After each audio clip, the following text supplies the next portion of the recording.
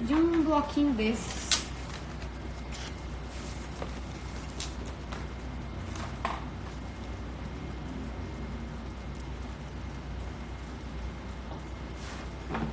Posso entrar já? Pode. Olá, olá, boa noite.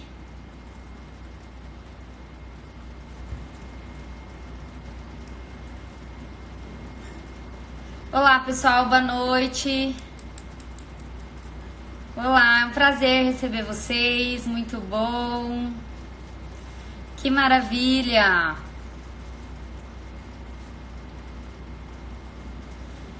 Olá.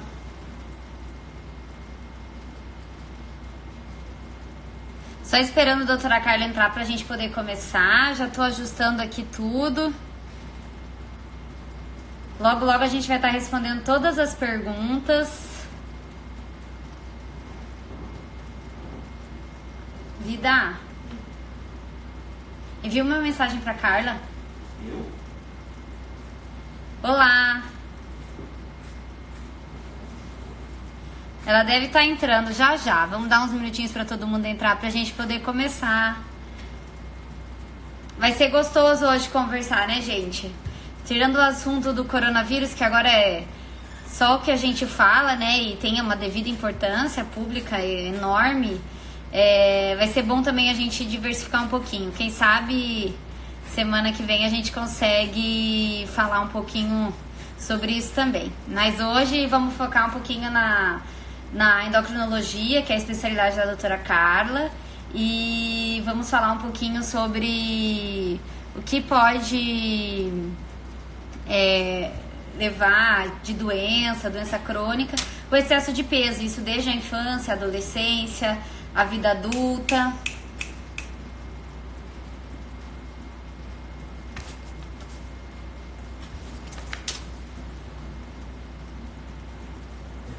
Acho que a doutora Carla já deve estar entrando. Liga pro... Entrou. Carla, você tem que apertar para participar. Ela entrou.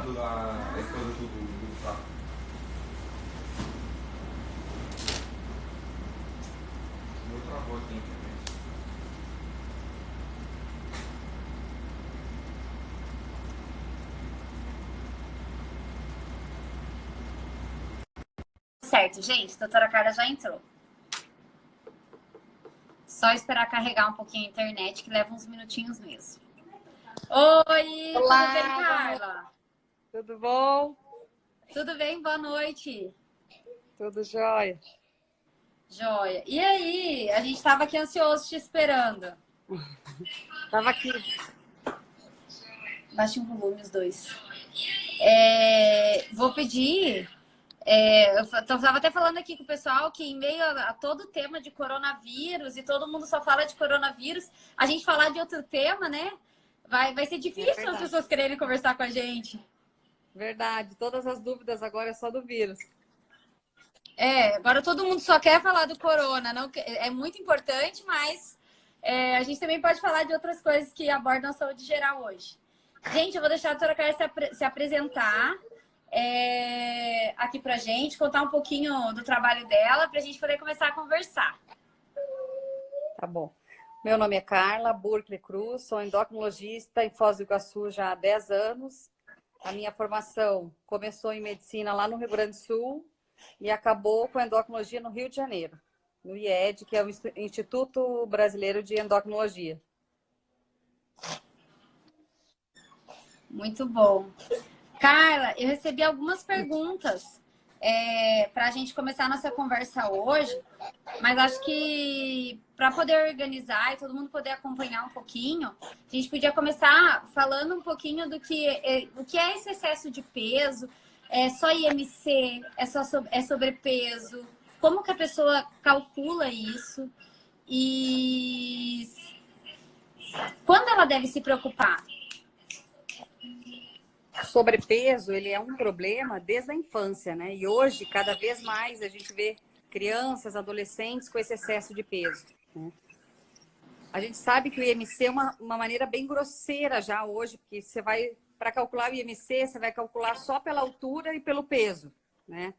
Então, isso não vai diferenciar aquelas pessoas que têm uma estrutura mais pesada, nem todo mundo. O osso da gente não é igual, a quantidade de líquido do corpo não é igual. Então, o IMC é uma maneira, mas ainda é uma maneira meio grosseira. Então, assim, a gente vai ver o peso estimado da pessoa e daí tem como detalhar uma bioimpedância, um exame para ver porcentagem de gordura um pouco mais detalhado. A gente acaba não usando isso no dia a dia, porque não são exames de fácil acesso, não é todo mundo que consegue fazer, né? Mas o peso já nos ajuda, né? O sobrepeso. Mas assim, por exemplo, tem pessoas com peso normal e com uma circunferência abdominal maior, aumentada, ou seja, uma gordura abdominal aumentada. Isso já é um sinal de doença, isso já é um problema, né? Então, só o peso em si ou o IMC não nos diz muita coisa. Então, não é só o peso, né? Na verdade, pode ter aquela pessoa magra, alta, mas com uma gordura abdominal aumentada, e isso pode gerar um risco. Né? Acho que o peso hoje é um método muito grosseiro mesmo. Até porque hoje a gente sabe que a gordura abdominal ela é muito mais grave do que a gordura periférica. A gordura de braço e perna, ela não gera poucos problemas. Ela é uma gordura até boa, né? Mas a gordura abdominal, que é a principal gordura, a nossa vilã, que causa as doenças, que causa aumento do risco de infarto, problema de ovário e todas as coisas associadas. Certo. E você tem um time que esse paciente tem que procurar o endócrino? Ou algum momento, a gente tem alguma dica para dar para que as pessoas procurem? Ou não?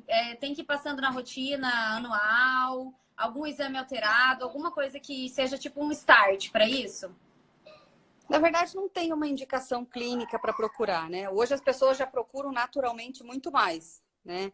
Até como rotina, até pessoas que não têm nenhum tipo de problema para investigar. Mas assim, a endocrinologia tem uma indicação absoluta daqueles pacientes que já têm alguma alteração. Então, a endocrinologia vai tratar o quê? Todos os pacientes que têm qualquer doença de cunho hormonal. Isso me perguntam muito no consultório. O que você trata?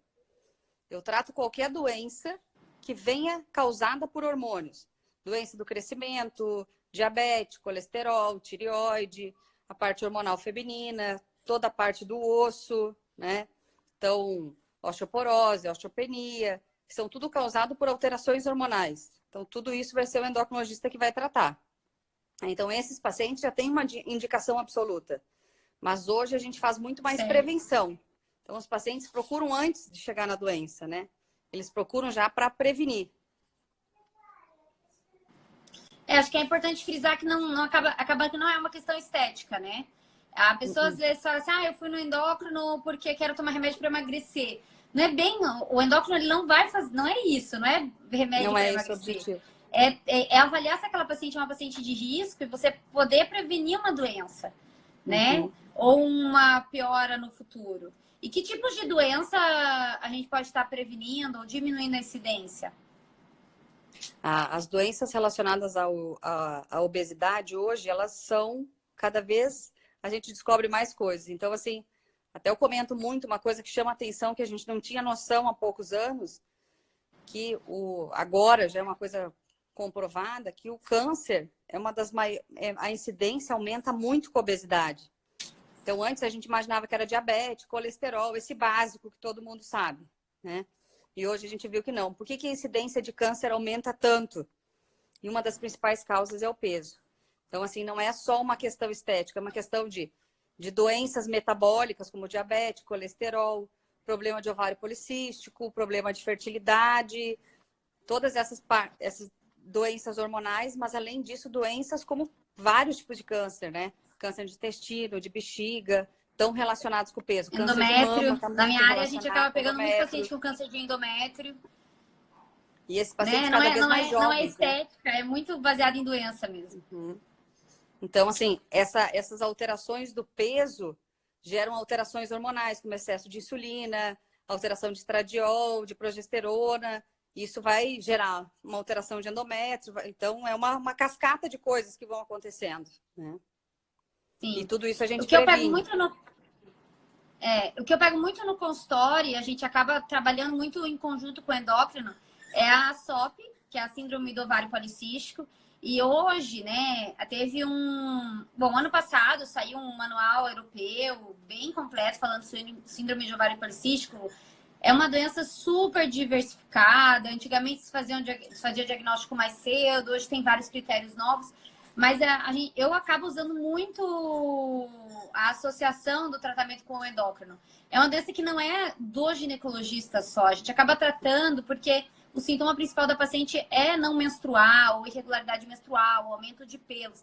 Mas, na verdade, a gente tem resistência insulínica, que leva a uma pré-diabetes, a gente tem outras doenças para serem avaliadas. E a obesidade pode caminhar em conjunto. Você tem um índice alto de ovário policístico no seu consultório? Muito alto, né? Agora até a gente acha mais. Antigamente, a maior procura do ovário policístico eram dois. Um era a irregularidade menstrual e as pacientes com mancha escura no pescoço, né? Era muito tradicional a gente chegar só nessa fase, onde já tem aquela mancha bem predominante, escura, e daí você diagnosticava. Hoje não. Hoje, qualquer irregularidade de ciclo, as pessoas já procuram bastante, né? O ovário policístico, ele é muito diversificado, muito. As causas, é aquela coisa, quem veio antes, né? A disfunção hormonal, a obesidade agravou. Tem pacientes que não têm obesidade em graus moderados ou severos e já têm um ovário policístico. Então, assim, é bem variado. Mas a gente sabe que o principal fator e causador é o excesso de peso, a má alimentação, o sedentarismo. E que se a gente não corrigir isso, o uso de anticoncepcional ou de medicamentos que deixam simplesmente o ciclo regular, não vão mudar a doença, né? Não vão simplesmente mascarar, que é o que a maioria fazia. Hoje em dia a gente já mudou, mas antes era simplesmente usar um Antigamente só entrava com anticoncepcional. anticoncepcional, ela voltava a menstruar e daí achava que estava tudo bem. Hoje a gente já Ficava tudo enxerga que a mascarado. doença ela tem que ser tratada de forma ampla. Até porque eu não Com estou certeza. pensando só na menstruação da paciente, até porque é uma menstruação artificial com uso do anticoncepcional. Então, eu estou Com pensando certeza. numa qualidade de vida, prevenção de doença, diminuir resistência insulínica. É muito comum no ginecologista, como a gente vê mais a virilha, né? A paciente às vezes vem, doutora, tá muito escuro. Nossa, aqui bota o biquíni, tá escuro até a Uhum. raiz da coxa.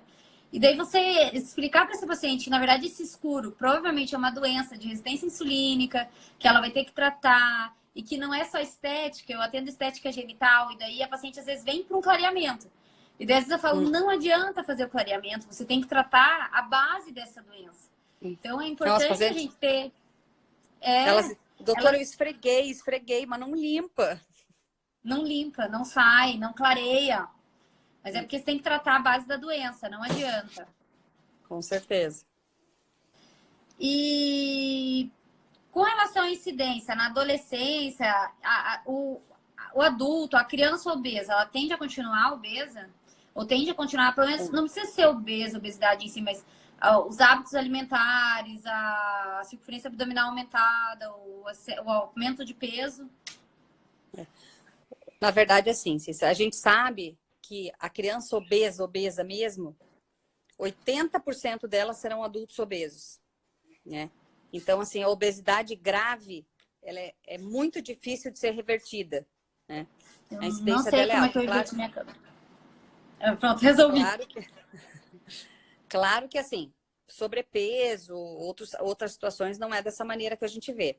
Mas a obesidade grave na infância, ela é muito dificilmente, porque assim, as células de gordura do nosso corpo, elas vão formando durante a infância e adolescência. Então, por exemplo, se eu formei 8 milhões de células, né? Eu estava acima do peso, formei 8 milhões de células. Esses 8 milhões vão comigo para sempre. Então, assim, mesmo que você cresça e depois diminua o peso, você diminui o peso porque essas células de gordura, elas murcharam um pouco. Mas elas continuam lá. Então, essa pessoa é aquela que o resto da vida vai ter dificuldade para perder peso, vai emagrecer, engordar. A nossa memória fica, né? Uma vez que a gente chegou num peso elevado, a gente não tira mais essas células, elas simplesmente murcham. Por isso que a gente emagrece. Então, se na infância a gente já formou muito, a gente vai carregar elas como uma carga, né? E ela não volta, ela não desaparece mais. Isso que torna tão difícil na idade adulta. Só que hoje o que eu vejo, tipo, eu tenho exemplos de uma criança com 10 anos no consultório com 350 de glicose, né? Então, e é um diabetes tipo 2, que era o diabetes do adulto, não é nem o diabetes aquele que a gente conhecia, que era o infantil. Então, assim, a gente não tem remédio para tratar, a gente não testou os remédios na criança. Então, as crianças estão muito doentes. Só que o que eu vejo, que eu penso? Os pais dessas crianças, eles não eram obesos na infância deles. Hoje eles estão acima do peso. Os pais, normalmente é uma coisa familiar, né? O pai, a mãe e o filho. Só que os pais da infância não foram obesos. Eles ficaram obesos depois dos 30, 40 anos. E a criança já entrou nesse ciclo com 10, com 8 anos. Então, assim, o que preocupa a gente é saber o futuro. Como que ela vai chegar com 30, 40 anos? Como que essas crianças que tomam refrigerante diariamente, que comem doce o tempo inteiro, como que elas chegam numa idade adulta, né? O que vai ser delas? Qual vai ser a qualidade de vida? Como que vai combater as doenças no futuro, né? Porque já vão ser doenças muito precoces, perto do que a gente tem dos adultos atuais, né? Por isso o hábito alimentar, tudo aquilo que o pediatra fala de introdução alimentar adequada, evitar alguns grupos alimentares, o pediatra, o nutricionista, não é ser fitness, não é balela, não é da moda. Na verdade, é uma questão de saúde futura mesmo, né? Dentre as perguntas que eu recebi, teve, para a gente conversar hoje, teve uma pessoa que perguntou sobre ao aumento de peso, se tem indicação de fazer exame sempre, se não tem, se teria indicação de mudança de hábitos primeiro, para depois tentar fazer exames. O que seria, assim, um início, assim, de tratamento? É sempre afastar outras doenças? Tireoide, por exemplo? Sim. Ou não? Sempre há. Na verdade, aumento o do ideal, peso, a gente vai tratar sempre da mesma forma. Acho que é isso que ela quis dizer. Não, sim. Na verdade, sempre tem indicação, porque existem algumas doenças, claro que isso não é o mais comum é o erro alimentar, mas existem algumas doenças que dificultam essa perda de peso, como tireoide, alteração de cortisol, resistência insulínica muito severa. E mesmo que elas não sejam a causa, por exemplo, assim, uma resistência insulínica severa, ela aconteceu, com o peso foi aumentando, a insulina foi subindo. Só que para incompetência,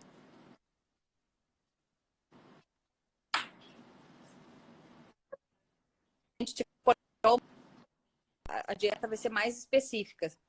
Então, assim, a perda de peso, claro que nós temos que comer de uma maneira saudável, mas dependendo do problema que ele tiver, a gente vai direcionar para algum lado, né? Vai tirar algumas coisas da alimentação, vai priorizar proteínas, carboidratos, vai, de uma maneira saudável, vai tentar distribuir.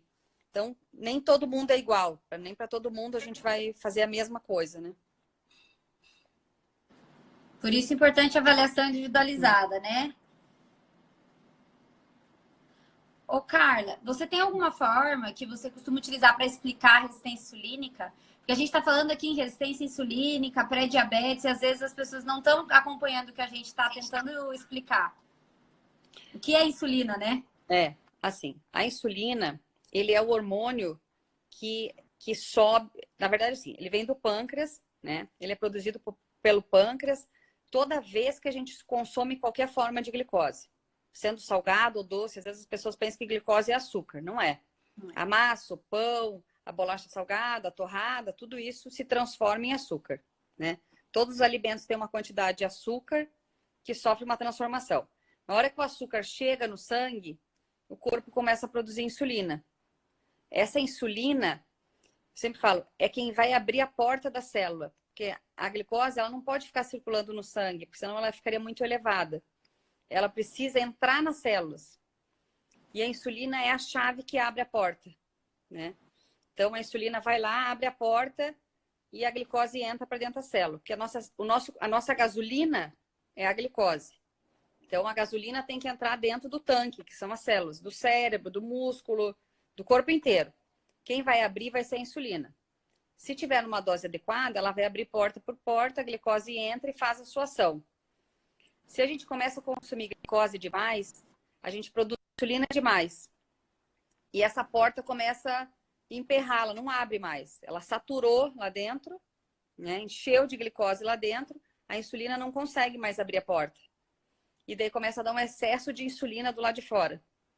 E as células começam a repelir, criar uma resistência. A chave não coubesse mais.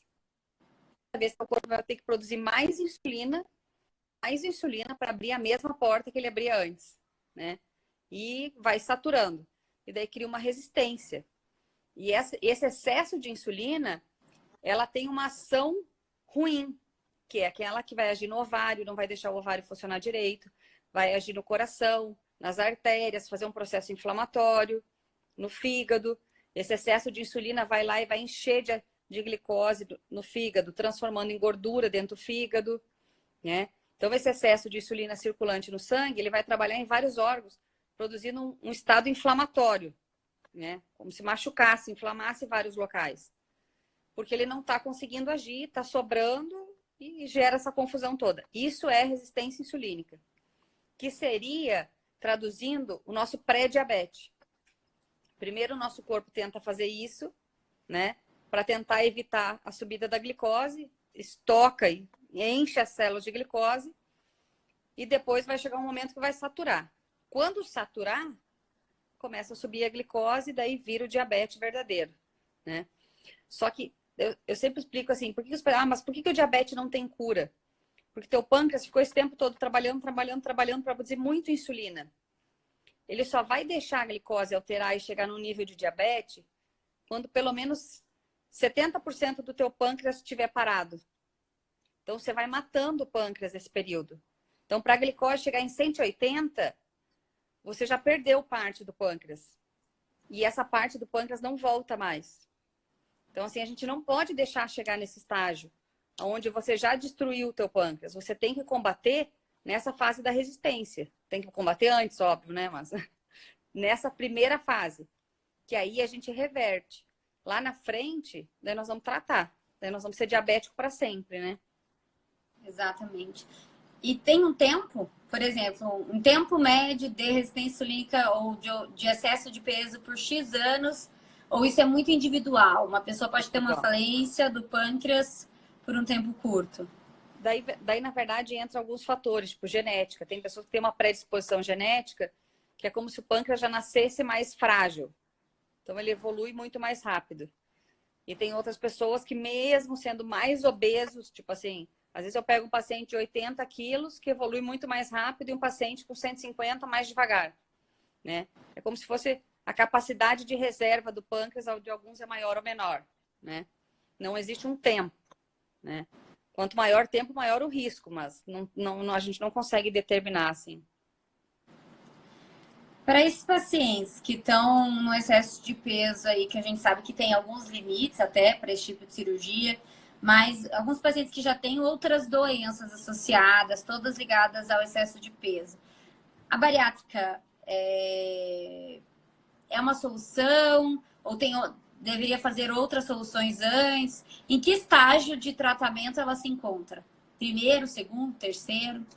Olha, para mim, a bariátrica se encontra no último, né? Uma exceção, é a nossa última esperança, assim, quando a gente não tem mais outra opção. Por quê? Primeiro, porque assim, depois que a gente fizer, a gente não reverte mais. É uma cirurgia que ela é para sempre. Ela tem muitas complicações. É uma cirurgia de grande porte que ela traz repercussões pro resto da vida, né? Então, assim, a gente vai curar doenças metabólicas como diabetes, não. Melhorar. Vai trazer outras como osteoporose, deficiência de vitamina severa. Então, outras doenças, às vezes infertilidade, causadas pela cirurgia. E daí essas eu não consigo reverter. Então, assim, para mim, ela é a última opção. Primeiro, no meu ponto de vista, porque assim, o problema, na maioria das vezes, não está no estômago e no tamanho do estômago, está na cabeça. E as pessoas não estão preparadas para a cirurgia, né? Elas comem para descontar uma ansiedade, para descontar a angústia, elas descontam na comida. Eu vou tirar a capacidade dela de comer, mas eu não vou tirar a cabeça, eu não vou tirar a ansiedade e os problemas psiquiátricos dela. Então, essa pessoa vai descontar em outras coisas, ela vai entrar em depressão, vai descontar em bebida, vai ter outros problemas. Então, ela tem que estar muito preparada. E muito poucas pessoas conseguem se preparar para isso, né? Então, é uma última opção. E ainda assim, naqueles pacientes que já são diabéticos, que tem outras, que eu consigo, assim, a cirurgia vai trazer muito mais benefício do que risco, né? Isso são para aqueles pacientes que já têm diabetes, colesterol, risco de infarto alto. Nesse eu até acredito que ela traga um benefício grande, né? Mas, mesmo assim, o que a gente vê hoje? Por exemplo, ela foi usada por muito tempo para a cura do diabetes. A gente já viu que essa cirurgia, ela cura, na verdade, ela controla. A maioria dos pacientes que eram diabéticos e fizeram a cirurgia, em menos de 10 anos se tornam diabéticos de novo. É. Então, na verdade, ela não é uma cura. Ela prorroga o tempo e acaba voltando, porque ela mexe no estômago, no intestino, mas o pâncreas, ela não mexe. Então, esse pâncreas já era ruim quando eu operei. E eu mantive ele.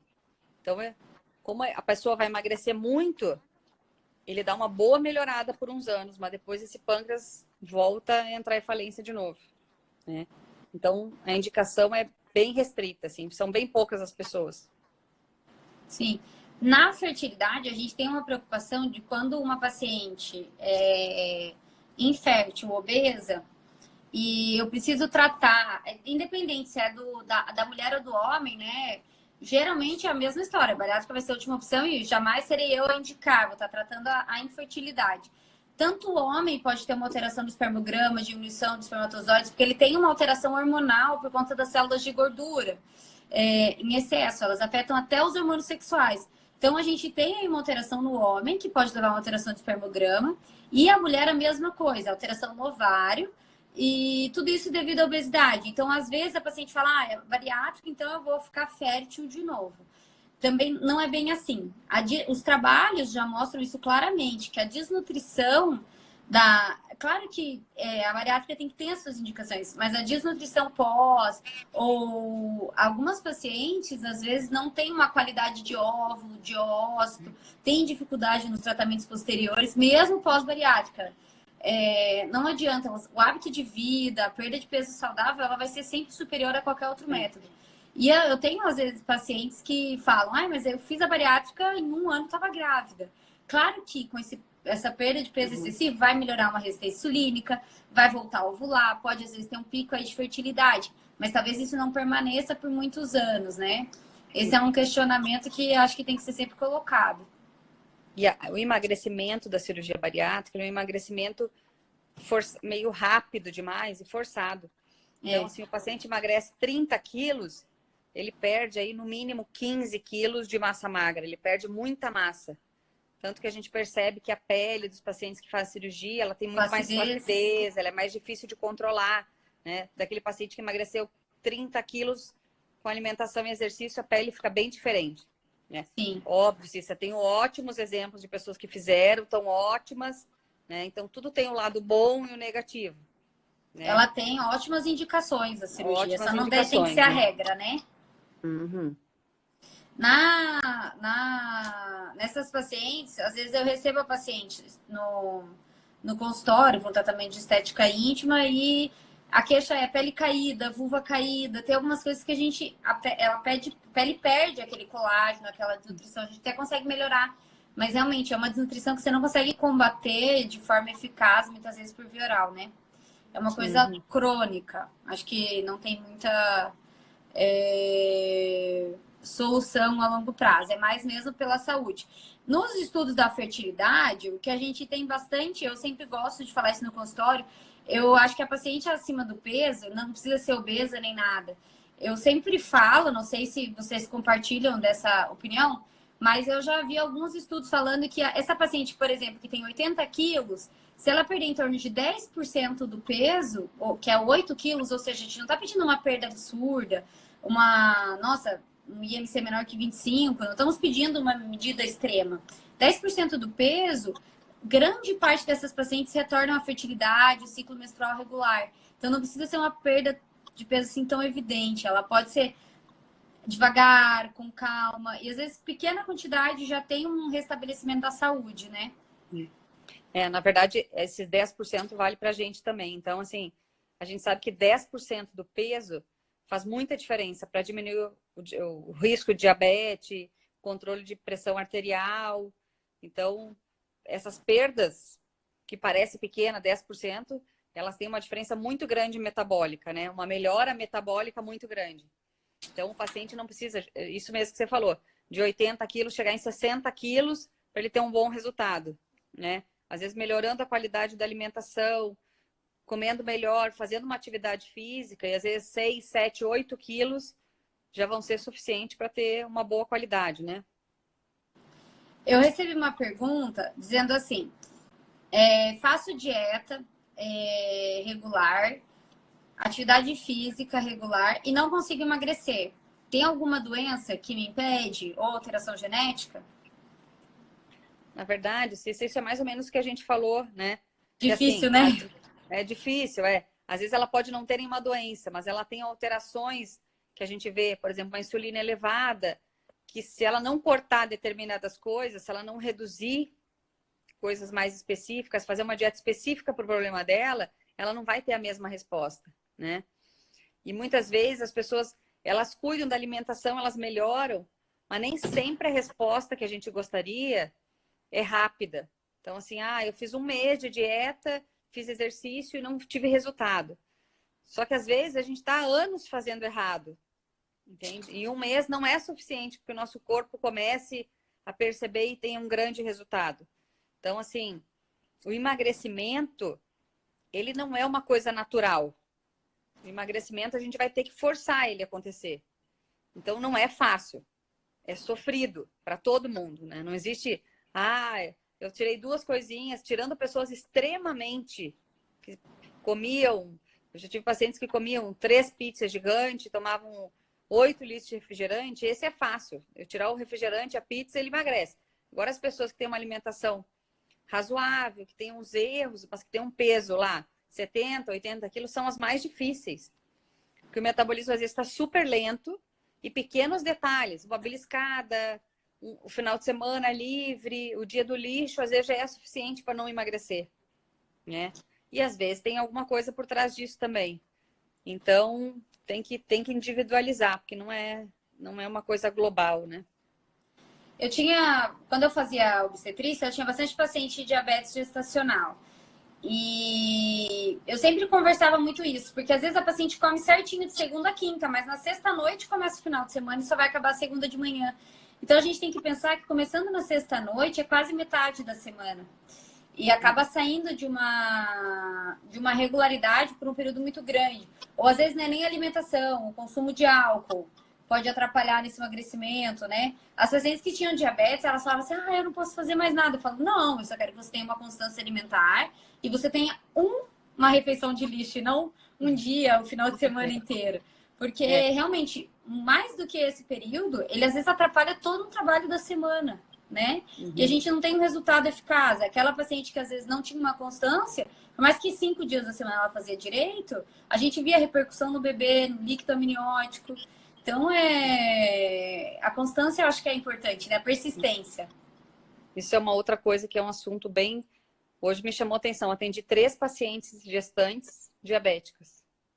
Então, assim, é uma coisa que aumentou muito e a gente vê claramente, assim, que era alimentação. É alimentar. Então, né? E eu falo, se não corrigir, você está alimentando o seu bebê. Então, assim, toda a carga de glicose que você está consumindo e está sobrando, o bebê está consumindo. E o pâncreas dele lá pequenininho está formando e recebendo essa carga excessiva de glicose. O fígado dele está recebendo. Então, isso é um dos fatores. Então, assim, ele, quando adulto, tem um risco elevadíssimo de ser diabético. Colesterol alto, obeso, pelo excesso de glicose que ele recebeu da mãe, né? O excesso de açúcar da mãe faz formar células de gordura no bebê, faz formar um fígado ineficiente, faz formar um pâncreas que não tem uma qualidade boa e que na fase adulta não vai dar conta, né? Então, começa na barriga já. Começa na barriga. Eu sempre falava, na primeira consulta, né? Hoje eu não faço mais obstetrícia, mas fazia parte do meu discurso. A gestante, ela não come por 2. Não existe. Antigamente falava, agora você precisa comer por 2. Não, tem que comer uma rapadura para melhorar os hormônios do bebê. Então tem várias histórias. Eu sempre falava para minha paciente, isso é tudo mentira. A gestante, ela come com elegância, ela come bem, ela come saudável, ela escolhe... Tem que pensar que tudo que ela está comendo de nutriente bom é o que vai fornecer para o bebê e que a carga glicêmica aumentada, o ganho de peso excessivo, e aí a gente tem as faixas de ganho de peso baseado no peso que a paciente começa a gestação. Então, esse ganho de peso excessivo está associado a doenças como diabetes gestacional, hipertensão, pré-eclâmpsia, eclâmpsia, parto prematuro. Então, tem várias complicações. Inclusive, a paciente que engravida acima do peso, ou que já é diabética, aumenta um pouquinho o índice de malformação cardíaca no bebê. Então, começa desde o comecinho da gestação os problemas, quando você engravida acima do peso, mas durante a gestação é que a gente vê essa piora da diabetes gestacional. E realmente, o bebê que ele é GIG, que é o bebê que a gente fala que é acima do peso, já dentro da barriga da mãe, ele tem um aumento na incidência de obesidade na infância e na idade adulta. Então, tá tudo interligado, né? Como é importante essa alimentação adequada, o controle dessas doenças de base, para a gente ter a saúde em todas as fases da vida. Eu recebi uma outra pergunta, que não é perguntando do excesso de peso, mas eu acho que liga um pouquinho. A paciente que perguntou, ela falou que na menopausa teve um ganho de peso importante, né? E que também tem alteração de tireoide. Seria sempre a tireoide a causadora desse ganho de peso na menopausa, já que muitas amigas também tomam remédio? Não, a gente sabe que a menopausa, Cícia, eu acho que é a fase mais difícil da mulher, né? Gradativamente, o nosso metabolismo vai diminuindo, sim. E se a gente fizer, que nem as pacientes me falam, ai, doutora, mas eu tenho a mesma alimentação e a mesma atividade com 30, com 40, não mudei nada. Se a gente não muda nada, a gente vai ganhar peso. Porque a gente sabe que metabolicamente vai piorando. Então, nós temos que melhorar a alimentação, vai ter que fazer mais atividade, porque senão vai melhorar. E os nossos hormônios, tipo estrogênio, é um hormônio bom. Metabolicamente, ele nos ajuda a manter uma boa massa, ele nos ajuda a proteger nosso coração, tanto que a mulher não infarta praticamente antes da menopausa, porque tem um fator protetor. Então, ele tem vários benefícios. Com a menopausa, o metabolismo despenca, ele cai muito.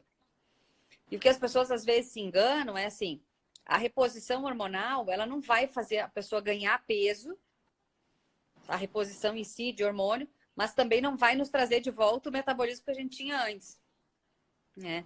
Então, metabolicamente, a gente não consegue recuperar, que a gente não consegue fazer os nossos hormônios atingirem os picos que eles tinham com 30 anos, né?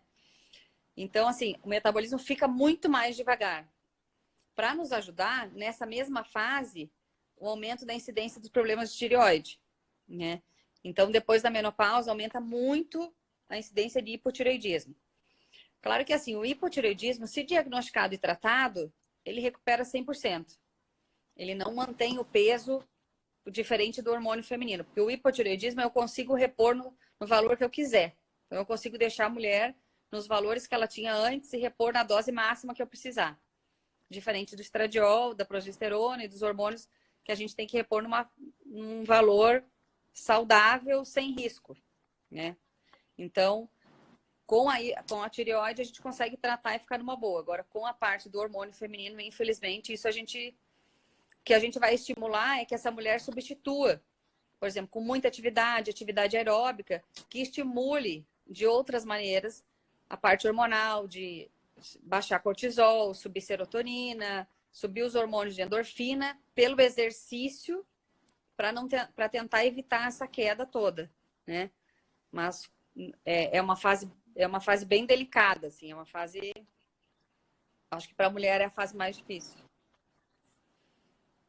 Mas eu acho que é difícil, mas como todas as fases da vida, a gente tem como modificar. Então, eu acho que o psicológico do entrar na menopausa, ele é muito pesado. A mulher, quando ela entra na menopausa, ela fica aquela, meu Deus, estou velha. E não é nada disso. Hoje em dia tem mulher que vive mais tempo na menopausa do que viveu na idade fértil, né? Então, A menopausa, ela é realmente, e assim, acho que ela é cruel mesmo. Você vê que é difícil a perda de peso, é difícil o controle do ganho de peso, aumenta a incidência de hipotireoidismo, alteração do sono, alteração do humor, depressão. Muda um monte de coisa na qualidade de vida. Então é difícil contornar. Mas eu gosto de falar assim para os pacientes, não vamos encarar como um momento difícil, senão ele se torna mais difícil ainda. Acho que é importante a Na gente verdade, assim, tentar tornar ele um eu, momento mais eu acho leve. assim, a gente tem que aceitar que é uma fase que eu espero que todo mundo passe, porque se nós viver, nós vamos todo mundo passar. É, E que a gente não tem que querer viver como vivia aos 30 anos. Eu acho que a gente amadurece em vários pontos positivos e algumas coisas talvez não são tão positivas. Mas são fases e a gente, aquelas pessoas que são pessoas, eu vejo, extremamente ativas, que fazem academia, que têm uma boa alimentação, elas sofrem muito menos com isso. Elas têm poucos sintomas, elas levam a vida numa boa, a pele muda pouco. Então, assim, o alto astral, a maneira de ver, sabe, o humor, tudo isso ajuda. Então, não é só o acho que hormônio. tem que enxergar de forma positiva. Eu tenho pacientes que nunca, que entraram na menopausa e você jamais vai perceber. São mulheres lindas, superativas, fisicamente muito bonitas, muito bem resolvidas e que não sofrem. Então, eu acho que esse jeito de encarar, é bem isso que você falou. Se você entrar sofrendo, achando aquilo o fim do mundo, aquilo vai passar a ser o fim do mundo. Agora, se você encarar de uma maneira boa, vendo as coisas positivas da fase, toda fase tem partes positivas, eu acho que tem como tirar de letra, assim, levar numa boa e ter poucas consequências, né? Eu também acho que é o ideal. E querendo ou não, hoje eu acho que os estudos cresceram bastante e para menopausa, às vezes não é só a reposição hormonal, é a higiene do sono para regularizar cortisol, é às vezes uma paciente que precisa melhorar o ciclo de cortisol, precisa melhorar a tireoide, tem outras coisas. Então acaba sendo pequenos ajustes em outras áreas também que podem influenciar na qualidade de vida, A né? parte Às do vezes não é humor, tu só fica bem hormônio. abalada. Sim, são muitas etapas pequenas que a gente arrumar aos poucos. Então, a menopausa não dá para, às vezes, resolver numa consulta ou num momento só. Às vezes a gente vai resolvendo um problema de cada vez. Mas acho que todo mundo que leva de forma positiva, a gente consegue levar uma qualidade de vida legal, né? Carla? Oi. Travou. Ah, tô te ouvindo. E com relação a essas alterações do sono e a alteração do cortisol, eu vejo que tem muita gente fazendo cortisol matinal para avaliar sono e correlação disso com aumento de peso. Você tem alguma recomendação ou observa alguma coisa em relação a isso? O problema do cortisol pra gente ainda é que ele sofre várias influências, né? Então, por ele ser um hormônio do estresse, se naquela noite você não dormiu bem, se naqueles dias você passou por uma fase difícil, algum momento, se você tem um pânico de colher exame, várias coisinhas podem alterar ele, né? Então, a gente hoje tem o cortisol salivar, que é um pouquinho mais sensível, né? Ele não sofre essa variação. O cortisol salivar, ele é mais estável. Então, ele é melhor para a gente fazer diagnóstico, né? Mas, digamos assim, que ele não é padrão ouro, né? A gente vai usar ele de rastreio e se tiver alteração, a gente vai ter que fazer um cortisol urinário mais delicado para fechar diagnóstico mesmo. O basal, às vezes a gente pede, eu principalmente peço, para descartar algumas coisas. Em pacientes que têm queixa, na verdade, é o contrário, por deficiência, coisa assim, porque daí a deficiência é mais fácil, o cortisol é mais fiel, né? Agora, elevações do cortisol leves, de 25, que a gente vê muito, 27, normalmente é influência de estresse, né? Quando a gente repete em outro momento, quando a gente faz um salivar ou um urinário, ela desaparece, né? Ela não é muito... Ela é bem sensível, mas é pouco específica. Então, erra muito, né? Dá muito erro por variações momentâneas, né? E até existe fazer de manhã à tarde para dosar durante o dia. Mas, desculpa. Mas igual, também não tem valor que varia de dia para dia, né? Então, você tem que ter uma relação de manhã de tantos por cento da tarde. Se naquele dia não foi um dia bom, essa relação se perde, né? Então, ele é um exame pouco... A gente usa, assim, em alguns casos específicos.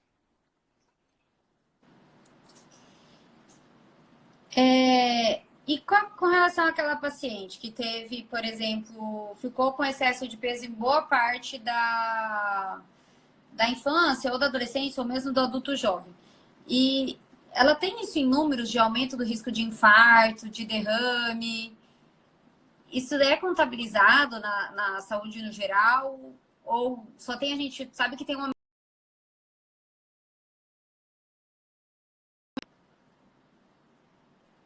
Ixi, acho que travou. Oi. Oi. Em números, assim, especificamente, não. Mas o risco aumenta, sim. Porque a gente sabe que a obesidade, aquele processo inflamatório, nesses pacientes começa na infância. Então, aquela lesão cardíaca que aconteceria lá a partir dos 30, 40 anos, começou com 10. Esse número para a gente ainda é um número difícil, porque essa obesidade infantil, ela é muito nova, né? A obesidade infantil começou nos últimos 10 anos. E a gente não viu muito essas crianças adultas ainda, né? Então, se a gente pegar 20 anos atrás, cada 30 crianças, uma estava acima do peso, no máximo. Então, não era uma coisa significativa que a gente estudava muito, né? E agora, nos últimos anos, e por isso que eu te falei aquela hora, a gente não sabe o futuro dessas crianças. Já foi visto que o miocárdio, que o endotélio dessas crianças já são alterados como de adulto. Então, já são inflamados e já estão sofrendo um processo. Então, que é o músculo do coração, né? E o que reveste as artérias, que podem entupir no futuro. Talvez daqui a pouco a gente veja eles com 18, 20 anos infartando, né? Dependendo das situações. Então, mas ainda é recente. Então, agora que a gente vai ver o futuro. Mas a gente já sabe que já tem lesão desde jovem. Você costuma fazer do paciente que procura por excesso de peso ou por alguma doença de base, o que seria o acompanhamento que você acha ideal? Nutricionista, personal, ou alguns casos você entra já com medicação quando tem resistência insulínica? Na verdade, a nossa situação perfeita seria um nutricionista, um psicólogo, um personal e um endócrino. O sonho de consumo, né? A gente poder associar tudo isso e todo mundo trabalhando junto, pelo mesmo objetivo, interagindo. Porque eu sempre falo para os pacientes assim, não adianta, e isso acontece muito, você ir na nutricionista, ela tá te dando uma dieta restritiva para você emagrecer, e você vai lá no personal e ele faz um treino para você ganhar massa. Que ele te fala que se você não ganhar massa, você não vai emagrecer. Só que se você fizer uma dieta restritiva para emagrecer, você não vai ganhar massa. Então, você vai estar brigando com dois opostos. Então, se a tua dieta é para perda de peso com restrição de caloria, o teu treino tem que ser para perda de peso. E num segundo momento para ganho de massa. Então, assim, esse conjunto é muito importante. Se você tiver com uma insulina muito elevada, você não vai ganhar massa nenhuma, né? Você não vai queimar gordura. Então, vai ter uma perda de massa magra. Então, assim, se todo mundo não trabalhar junto, a gente cada um brigar para um lugar, o paciente não vai ter resultado. Então, eu canso de ver isso, assim. Tá pegando milhões de quilos na academia e fazendo uma dieta de 1000 calorias. Não adianta, não vai né? dar resultado. Carla, das perguntas que eu recebi aqui, acho que eu consegui perguntar tudo. Tem mais alguma coisa que você queria falar, que você preparou aí pra gente? Não, acho que falamos tudo. Falamos tudo? Alguém quer perguntar alguma coisa? Eu acho que tá travando aqui embaixo onde envia, porque eu não tô conseguindo receber nada. E nossa live vai ser encerrada em 10 minutos também, na verdade. Já tem 50 minutos que a gente tá conversando. Passa rápido, né? Passa rapidinho. Ah, só mais uma coisa, não tinha te perguntado antes. Alguns pacientes, né, sempre ficam com aquele valor do colesterol total e vai lá, meu colesterol tá elevado. é importante avaliar o tipo de colesterol que está elevado, né? E não só o total. Na verdade, os pacientes me questionam, eu não peço mais faz algum tempo colesterol total. E os pacientes questionam, doutora, você não pede mais colesterol, não? Porque assim, hoje a gente sabe que ele nos interessa por partes. O total é um cálculo baseado no bom, no ruim e no triglicerídeo. Então, tem pessoas que têm o bom muito elevado e que o total vai parecer elevado. Tem pessoas que têm só o triglicerídeo elevado e o total vai parecer elevado. Então, ele não me diz nada, na verdade. Então, assim, eu preciso saber o valor do bom, o valor do ruim e o valor do triglicerídeo. O bom, quanto mais alto, melhor. O ruim, quanto mais baixo, melhor. E o triglicerídeo, quanto mais baixo, melhor. Só que eles vêm todos separados. O triglicerídeo é a massa, é o pão, é o arroz, é o açúcar. O colesterol ruim é a carne vermelha, é a gordura, é o salame, é o queijo. Então, eu preciso saber qual está alto para direcionar. O que você tem que cortar? É por causa do triglicerídeo? É por causa do colesterol? Então, se eu tiver o total, eu não sei nem como orientar, né? Porque eu não sei quem que tá ruim, quem que tá bom. Então, a gente tem que ter essa separação. Quando a gente separa ele individualmente, que a gente vai saber se tá adequado e o que eu vou corrigir. Então, o total hoje já nem dá para pedir, algumas pessoas pedem, mas ele não tem valor. Acho que é só, às vezes, para gerar ansiedade, né? A Jéssica perguntou aqui, um triglicerídeo sempre acima de 300 em uma pessoa de 30 anos com peso normal. Pode trazer problemas com a idade, acho que com o tempo? Pode. O triglicerídeo é uma forma de gordura, né? Mas ele é uma forma de gordura vinda dos carboidratos, das massas, dos pães, do açúcar, do arroz, do macarrão em excesso. Ele pode ser familiar, que daí pode ocorrer em pessoas magras, e pode ser pelo excesso do consumo. Ele pode vir associado, por exemplo, que nem nós estávamos falando antes, à resistência insulínica. Então, o excesso da insulina produz esse triglicerídeo. Ou ser isoladamente familiar, onde o fígado, como se não tivesse um stop, produzisse muito mais triglicerídeo do que ele deveria. Então, tem causas. Mas o excesso de triglicerídeo causa a gordura no fígado, pode causar pancreatite, tem várias doenças associadas, né? E ele tem que ser controlado. Certo. Acho que foi todas as perguntas que eu recebi aqui. Não sei se alguém vai mandar mais alguma coisa, mas já tá também chegando no fim do nosso tempo. O Instagram, ele fecha a live quando dá uma hora. Automático. Então, acho que já deu o nosso tempo. Para a gente começar a se despedir. Já deu para falar bastante coisa, né? Do excesso de peso. Verdade. Doença, hipertensão, diabetes, diabetes gestacional, doença para o bebê, da infância até o idoso, até a menopausa, câncer, né? Aumento de incidência de câncer, de ovário policístico, infarto, AVC. Falamos de bariátrica, tempo de diabetes, falamos de tireoide. Acho que foi bem completo hoje. Então, eu queria agradecer. Primeiro, agradecer que você destinou esse tempo aí para conversar aqui com a gente. E uma próxima vez a gente pode combinar de novo. Vamos, com certeza. Tem vários temas legais que tem relação pra gente ver. Falando agora, você vai pensar menopausa, diabetes gestacional. Tem várias coisas legais que a gente pode debater ainda mais a fundo. A gente recebeu mais uma pergunta, acho que dá tempo de responder ainda. Dieta sem carboidrato é indicada? Sem carboidrato, não, né? O que a gente prefere e prioriza, principalmente pacientes com triglicerídeo elevado ou diabetes, pré-diabetes, é tirar os carboidratos brancos, né? Que é a farinha, o arroz, o macarrão, o pão branco, e deixar só os carboidratos ricos, que é os legumes, as verduras, as frutas, né? Há um tempo atrás saiu um grande boato que tinha que tirar frutas, que frutas davam gordura no fígado, que era um açúcar horrível, e a gente sabe que não. A fruta tem muita fibra, ela tem muita vitamina, e por mais que algumas frutas tenham muito açúcar, ele é um açúcar de absorção mais lenta, né? Nem comparável ao branco. Então, a gente sempre prefere tirar os carboidratos brancos e priorizar a batata doce, a mandioca, os legumes, a abóbora, que são carboidratos com muita proteína, né? e eles não fazem esse pico de insulina e não geram as mesmas, com preferência a não zerar totalmente